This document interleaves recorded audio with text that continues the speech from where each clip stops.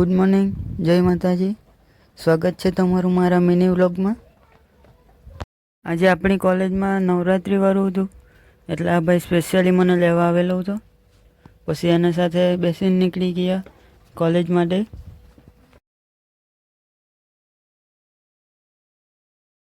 College પહોંચ્યા ને ગેટની બહાર જોયું તો સલમાન દાદા મળી ગયા, એટલે એની પણ મુલાકાત લઈ જ લીધી આપણે.